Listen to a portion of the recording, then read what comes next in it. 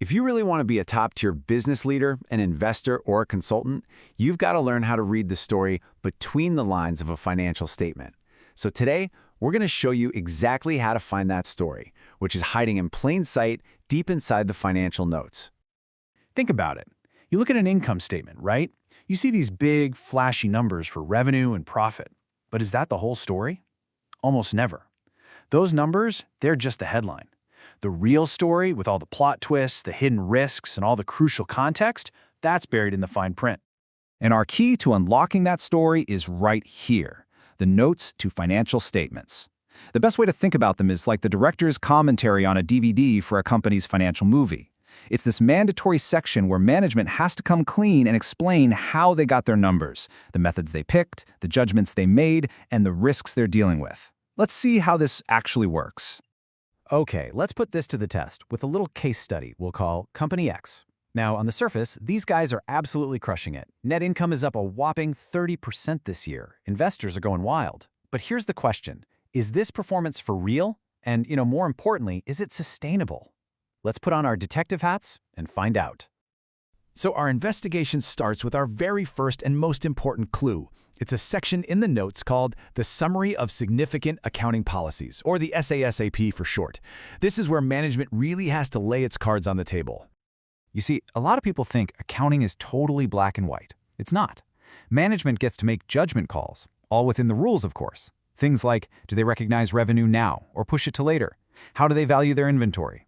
The SSAP is where they explain these choices, and these choices directly shape those big profit numbers that everyone obsesses over. And really, it all boils down to two paths management can take.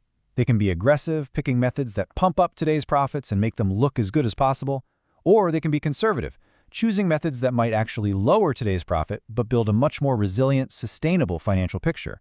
And I'll tell you, smart investors almost always prefer the conservative path because it means fewer nasty surprises down the road. This table shows you exactly what those choices look like in the real world. For pretty much everything, from inventory to how you recognize revenue, there's an aggressive choice and a conservative one. For our case study, Company X, we're going to zoom in on that very first line, inventory valuation. Let's use a super simple bakery analogy to break this down. Imagine you own a bakery, and the price of your main ingredient, flour, is going up. Well, under the FIFO method, which is first in, first out, you pretend you're using the old, cheap flour first. This makes your costs look lower and your profit look way higher. That's the aggressive choice. Under LIFO, last in, first out, you match the cost of the newest, most expensive flour against today's sales. Your profit looks lower, sure, but it's a much more realistic picture of your business. And our investigation? It shows Company X uses FIFO. That's our first red flag. Okay, so we've seen how accounting choices can massage the numbers.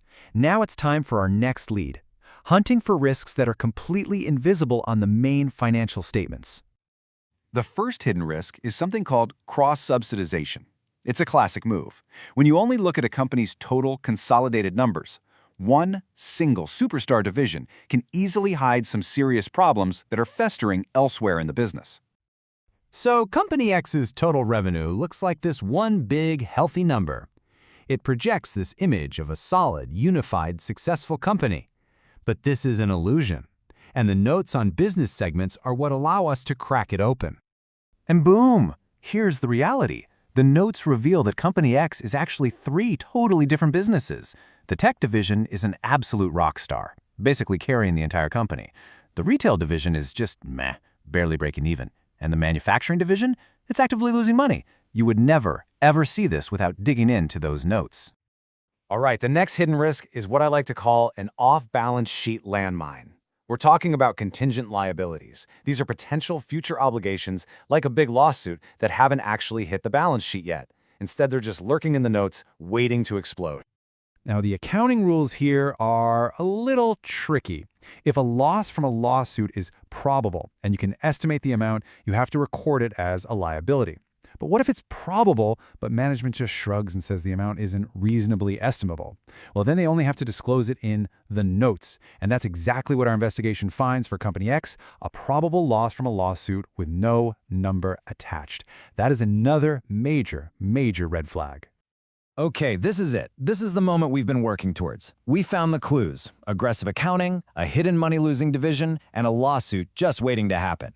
Now we put it all together, we adjust the reported profit, and we uncover the truth.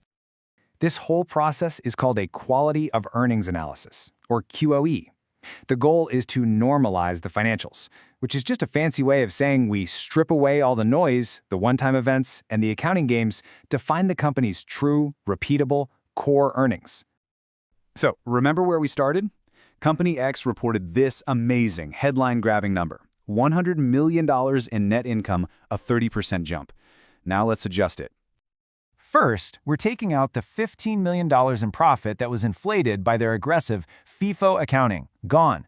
Next, the notes show they're using a ridiculously long useful life for their assets, which means their depreciation expense is too low. Let's fix that. Subtract another $5 million. And finally, that lawsuit. We're going to make a conservative estimate for the probable loss and subtract $10 million. And here it is, the big reveal. The true normalized earnings for Company X aren't $100 million. They're $70 million. That impressive 30% growth story was built on a foundation of aggressive accounting and hidden risks. This company is a lot less healthy than it looks.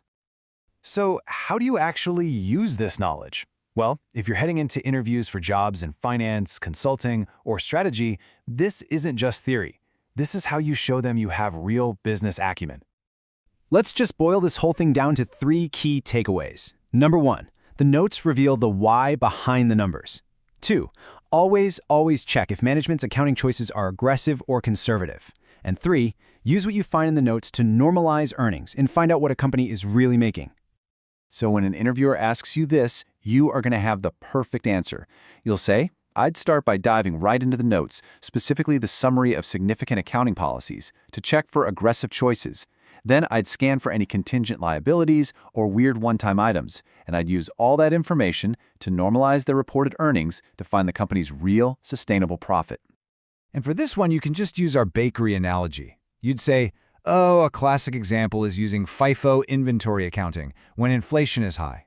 What that does is it matches old, cheaper costs against today's revenue, which artificially inflates gross profit and makes the company's performance look way stronger than it actually is. And finally, if they ask you about segment analysis, you can explain that looking at the consolidated total numbers can be really misleading because of cross-subsidization.